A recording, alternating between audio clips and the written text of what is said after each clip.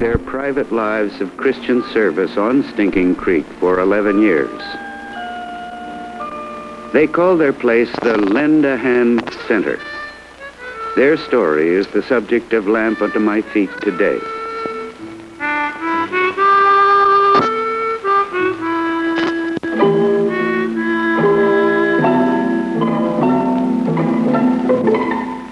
CBS News presents Lamp Unto My Feet. Today, To Lend a Hand, the story of two women who live on Stinking Creek. Folks along the creek often refer to them as the nurses, and they accept that designation. The school teacher, now farmer, bookkeeper, tutor, and 4-H club leader. I was born in eastern Pennsylvania, near Philadelphia. And I grew up in the Church of the Nazarene. And then I attended Eastern Nazarene College and got my nurse's training at Johns Hopkins in Baltimore. And after that, I came down and worked with the Frontier Nursing Service over in Leslie County. And there's where I got my midwifery training.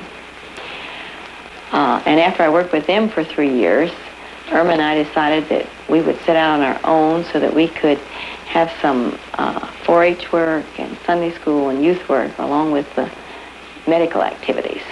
Irma Gall grew up on a farm in northern Indiana in the fellowship of the Church of the Brethren. After college, she spent a year of volunteer service for her church in Germany. Hoping to work among the American Indians, she was instead persuaded to teach in a mission school in Leslie County, Kentucky. There she met Peggy Kemner and found that they shared in common ideas about mission work and Christian living. We had been observing the reaction of the local people to a mission, and one of them was that they really didn't want to take part in the mission because the people were getting paid to teach Sunday school and so on. And the second was that they always had the feeling that there was some rich church behind them, and this is one reason they could do things. They could experiment in things because they had some big financial security behind them. We decided that we wanted to leave Leslie County and find a place where Peggy could be a nurse midwife. We wanted to have some place where we could do the type of religious work we wanted to without any inhibitions, and yet we didn't want to be a mission. We wanted to be just people, just ordinary people living in an ordinary place with an extraordinary mission. The summer before we began Lend a Hand Center, both Irma and I worked at her home, painting a set of farm buildings to earn enough money to buy furniture and pay rent and so forth. And then when we first started here, Irma taught school to give us our spending money, as far as household expenditures. We had to find a doctor who would back a nurse midwife and a superintendent who would hire an outside teacher. We never did find this combination in the same county. We finally worked it through by having a doctor from one county to back Peggy and a superintendent in another county, which is Knox County, to hire me. And that's why we located here on Stinking Creek, because it's halfway between these two. About the only school I could get was one that was way far away from anywhere else. So I taught the first year at Alex Creek, a little one-room school way up 8 miles above where we live, off the main highway. And she taught a fine school. She taught our children things that they hadn't heard of. And she's been wonderful about everything. And her and Peggy both has been a blessing to me and to my family. We hunted around till we found ourselves a place, which was an old country farmhouse, an old country farm place. And this is where we moved in and started to live. We did not know what we were going to be or how big we were going to be or how small. We just started on faith. I always charged for my visits, such as if I delivered a baby, it would cost them $25. And if I made a home call, it would be $1 plus whatever medicines. I tried to get just enough to meet my expenses. And in January of the first year, which would have been January 1959, we had our first flood, which came through our house. And it was that that made us determine that we were going to buy and live here. So we now own about 600 acres of land here. We had to buy that much in order to build a dike, build a bridge so we could get in and out and stop floodwaters. In order to be able to get in and out, because we lived on the wrong side of the creek, we built the dike and then the bridge. We drew the designs of the house. we hired a 70-year-old man to come in and do the masonry work. And he was also a contractor. We were our own mud boys, which meant we mixed the cement and carried it to him. We hired one other person to come in and help him part of the time. And when we had to get the roof on, we hired some carpenters for a short time. But the rest of the work we did ourselves. Most people still think of us as the nurses up here at Lend a Hand, and they think of us as two people. And oftentimes they ask us why we want that great big house for two people. We started with two people, and then there was a girl that couldn't get to school. And so we brought her here to live with us so that she'd get on the school bus. And from this process, we now have 5 children, I think it is, living here with us. We raise almost all our own food here at Lend a Hand, which means a lot of canning and freezing. We try to teach people, both volunteers and local people, how to do this. Peggy Keltner and her little daughter, Maria, who will be 2 in November, are with us now, and they've been with us for about a month. Peggy's learning to can tomatoes. Melody was a child that I delivered in the home, and the mother allowed me to bring her home and raise her. And she has told the other children that she wanted Melody to have a better chance in life so that she could make something out of herself. We tutor both individuals and as groups, and also children as well as adults. We are working with adults to get their GED. We're working with children to help them catch up with the rest of their classmates in school. Susie Carnes is invited to live at Lend a Hand so she may be encouraged to continue her schooling beyond the level reached by others in her family. Also at Lend a Hand, there are 5 volunteers. Brethren Volunteer Service Workers, which I will refer to as BVS after this, is from the Church of the Brethren, who set up a program for the young people, or anyone in that fact, to serve a year or 2 years in active, constructive service for our country. We have 5 of those BVSers here at our house now. One is from Wenatchee, Washington. He's Frosty Wilkinson. We know him as Frosty. His name is Forrest Wilkinson. He has been here a year and will be here almost another year. He's here as 2 years. Frosty, as a member of the Church of the Brethren, is a conscientious objector. With the approval of his draft board and his church, he works at Lend a Hand as an alternative to 2 years of military service. Frosty takes care of the animals in the mornings, helps with the farm work, services the truck and station wagons, tutors preschool children in the valley, and guides a 4-H club in carpentry. We have Debbie Weaver from Pennsylvania. Each one of us teach Sunday school class of some level. Debbie Weaver teaches the primary or the kindergarten class. We have Carol Petrie here from near Dayton, Ohio. She's just new here and she's sort of learning the ropes. And Ellen Rogers from Pennsylvania. Ellen is learning to milk the cow gamely, but perhaps not enjoying it too much. We also have a girl from Germany here, Gertrude Bieberstar. We call her Traudo. That's her German nickname. She is a nurse in Germany, and she's working here as a nurse.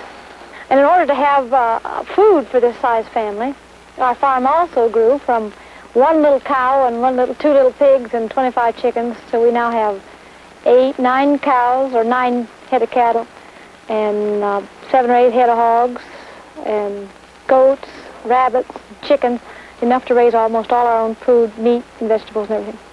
Irma and Frosty do most of the farm work, but sometimes Debbie and Susie feed the hogs.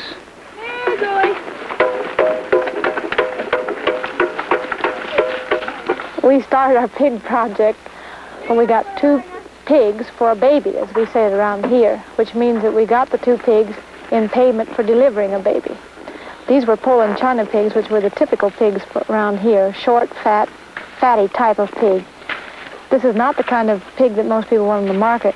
So through process of using black hogs and yet stretching them out like in a bird, we've been able to get more people around here to use the long, lean type of hog, which can be sold on the market much faster. And now we're even to the place that we're using Yorks, which is a long, lean, white pig, quite different from the Poland China. The day at Lend a Hand begins with brief devotions around the breakfast table. A good name is to be chosen rather than great riches. and favor is better than silver or gold. Count your name too precious to tarnish. Do not soil it by stooping to small, dishonorable acts. Even if people around you do the cheap thing, let your name stand for something fine. Only you can hurt your name. It is in your power. No man can degrade you, no insult, no humiliation. Your name can flame like a beacon and wave like a banner. In the face of every temptation, every slur, you can raise your soul so high that the offense cannot reach it. Your name is you. Today we have two names to live up to. Your name and the name of Lendahan. Following breakfast, the Lendahan family disperses for the day's work. Some in the kitchen or on the farm, or for visits to preschool children who live up the many branches of Stinking Creek, where the road may often be the bed of the creek itself. Carol and Troudel have already left to visit patients in need of therapy, and Nurse Peggy Kemner has begun her daily rounds.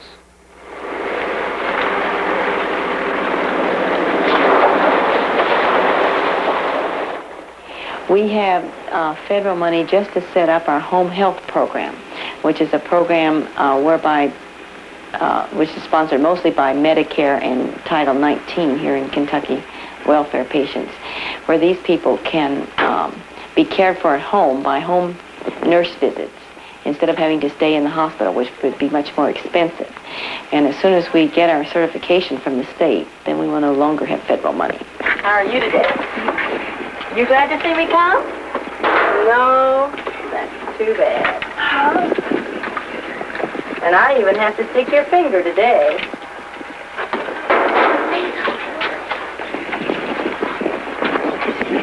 Now stick your finger first, and then you can have your shot. Okay. Kenneth is a boy who, since he's been a year old, has been very anemic. He didn't have enough red blood. And his doctor has sent me orders to give him a shot of liver and B12 each week until his hemoglobin or his red blood count is high enough. So I check his hemoglobin and then give him the shot. Okay, Kenneth, are you ready?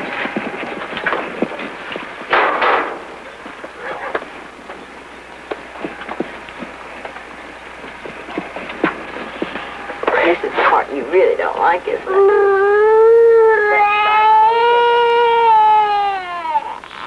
Okay, there it is. Sometimes Peggy goes with Troudel to provide needed therapy for an elderly lady in Flat Lick, near where Stinking Creek pours into the Cumberland River. Good morning, Dory. We're going to see if you can take this off today and put it back on.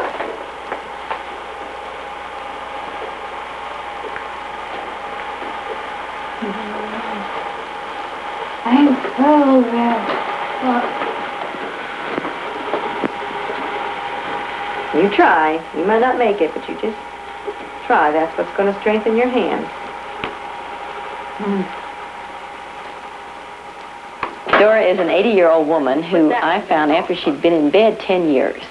She suffered first a broken hip, and while she was in the hospital recuperating from this, she had a stroke. And she came home and was doing fairly well and getting up and able to get herself around the bed when she fell and injured the good knee. And there her husband put her back into bed and said, "You stay there." And when I first started working with her, she could move neither her legs nor her right arm. And now she is able, through exercise, is able to get out of the bed by herself into a wheelchair and is beginning to take a few steps at the walker. Following the therapy session for Dora, Troudel will be off for a home visit of her own, while Peggy goes to join Carol on another call.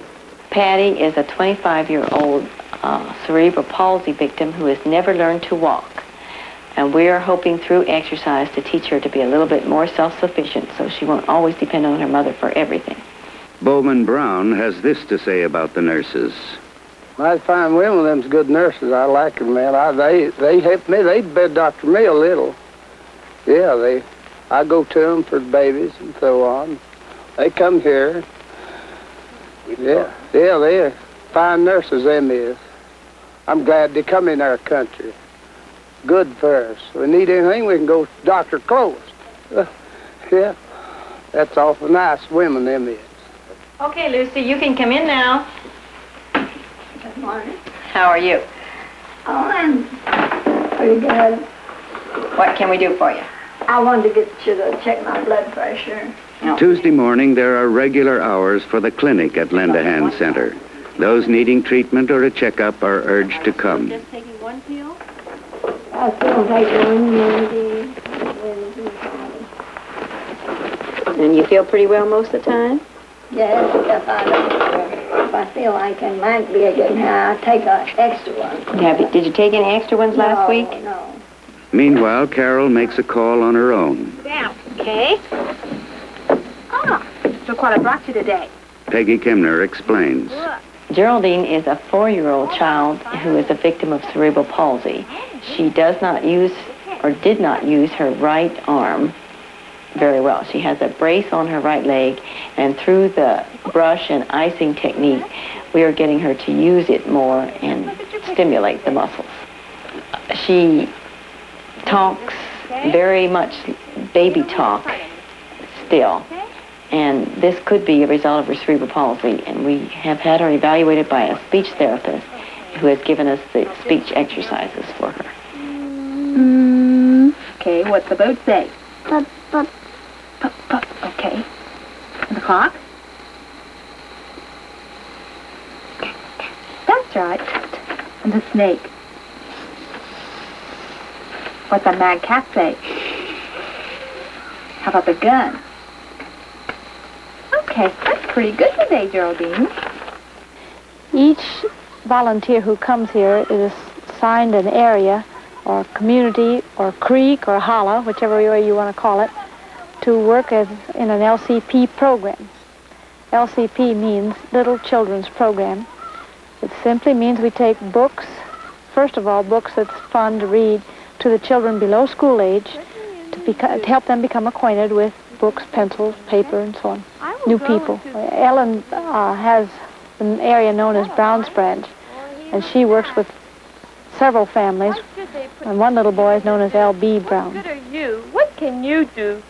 The boy and girl are laughing at him, aren't they? What good am I? What can I do? Now, Better education is a must in the valley, and the nurses help out there as well. Robert Messer is principal of the DeWitt Public School on Stinking Creek. Miss Kemner and Miss Gall have been in our community something like 10 years, and right now Miss Kemner is president of her PTA. They both have worked closely with us here in school.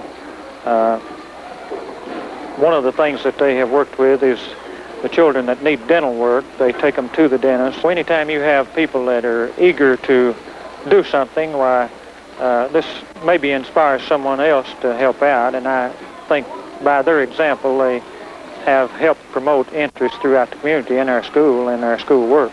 When school is out, Lend a Hand becomes a center for 4-H club activity. Irma, with unflagging energy and endless patience, leads a 4-H club in beginning carpentry.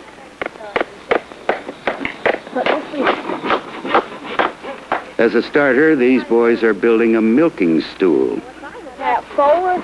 No. You got the wrong one, Debbie. Aren't those the drying greens? That other... Who's the short one there? Right here. Margarine. We're supposed to fill this with water. Each of the BVSers also have 4-H classes. Debbie teaches a beginning cooking class in which they make cookies and cakes and goodies to eat. Ellen Rogers has the advanced sewing class because Ellen had, I think, 7 years of 4-H before she came here. And most of that was in sewing, so she does a good job with our advanced sewing class. The main purpose that we have agricultural program here is because we believe that the land is God's gift to us and to the people who follow us. We feel that we need to do everything we can to make the land better, both for ourselves and for people who live around us. Along with this idea of us being a steward of God's land is our hillsides. We have felt very badly that our trees have been taken off the hills And we've planted 23,000 pine trees here on the hillside behind our house. The chief agricultural cash crop in Kentucky is tobacco. And tobacco's kind of on the wrong end these days.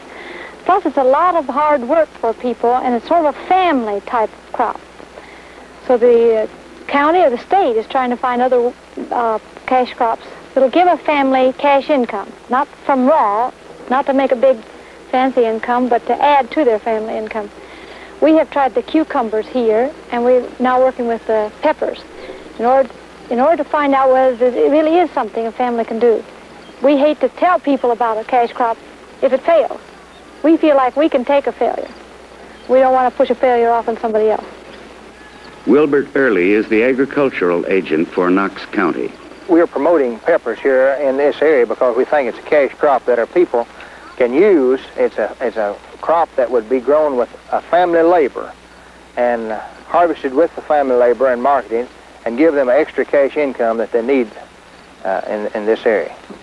And of course, these two girls here at the Lend a Hand Center are interested in cash crops, and of course a lot of people watch them and things that they would do and make success at would also apply to their farms here in this area. But I'd really consider this maybe a demonstration up here, because this is the only peppers out in this community here. The neighborhood children are paid for their work in the pepper harvest so they can buy supplies for their own 4-H club projects. But not every hour of the day is for work. Of an evening, the entire Lend a Hand family may pile into the heavy-duty 4-wheel drive and travel up Alex Creek to visit old friends, Mr. and Mrs. Hopkins, who lived near that one-room school where Irma first taught.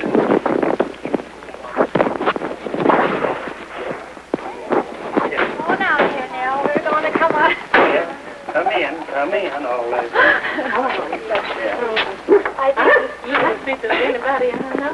Well, it may be. You can't tell. Hello. Mr. Hopkins told us about their friendship. First time that we ever met Irma and Peggy, well, they come here, you know, to pay us a visit.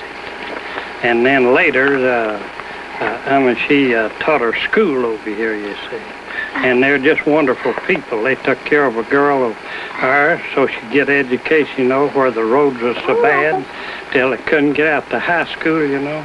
They taken her in and kept her and was good to her, you know, and everything. And I think they're just wonderful people. We don't have no neighbors that do that hardly, I don't guess, nowhere here, you know, and we think an awful lot of them. And they're welcome to come anytime they want to. After pleasant talk, the Hopkins and the Lend a Hand families join in singing gospel hymns on the lawn. Walking in sunlight on my journey, over the mountains, through the deep air, Jesus has said, I'll never forsake thee, promise divine that never can fail. But Sunday is the special day at Lend a Hand. So the truck and station wagons have gone out to collect children from all over the valley for the Lend a Hand Sunday School. Before we were here too long, Irma and I realized that we needed to be able to instruct the children in the ways of Christian living. And so we started our own Sunday school so that we could let our witness along this line also. These are the youngsters whose lives are touched by the example of Christian living they find at the home of Irma Gall and Peggy Kemner. Inside the building that serves as a chapel, there is a simple service first. To lead it, the nurses and the volunteers take turns. Today, it's Irma's turn. Good morning. We'll start off by singing, "The Lord is my shepherd." Let's all sing it together first. The Lord is my shepherd, I live for him my way. He leads me by still waters, I live for him my way. The Lord is my shepherd, I live for him always. He leads me by still waters, I live for him always. Oh,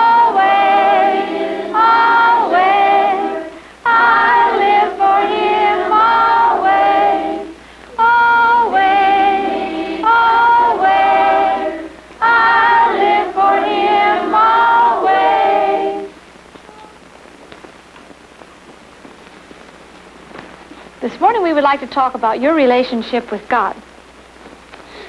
We might take our relationship with like a line. And we would say this line goes straight up to God. Now there's another relationship we have. And this one can be all by itself, and this one can be all by itself. And it's the balance of how we use these that makes the difference. For instance, the message is simple and direct, the language plain, the exposition lucid. There is no shouting nor the hysteria that young people might find in the small churches along Stinking Creek. Only the plain word that God is important in the lives of all. Working with God than you do with man. Because God is so powerful that 5 or 10 minutes in his presence can rejuvenate us for all day with our relationship with man. But without that relationship with God, we're pretty weak with man, aren't we? So we want to spend some time singing and reading and worshiping God. Let's sing the B-I-B-L-E. The B-I-B-L-E, yes, that's the brook for me. I stand... All that happens at Lend a Hand is summed up by a neighbor, Mrs. Lucy Kenningham. Peg and Irma has lived their name, Lend a Hand Center. They have let their light shine all over the Kentucky Hills. Irma and Peggy established the Sunday school when they first came here, and it has grown. They have gone and got the children and brought them back and took them back home, and they have worked hard 4-H for the children, and they have been Peg and Irma has done wonderful things for the people in the communities, not only this community, but the surrounding communities. The night never got too dark, nor the weather too bad, but what they would go if Peg and Irma was called to help somebody in trouble. Jesus can satisfy. Yes, yes, yes. This has been the story of Irma Gall and Peggy Kemner, the nurses of Stinking Creek. In the words of their neighbor, they let their light shine, and they live their name to lend a hand.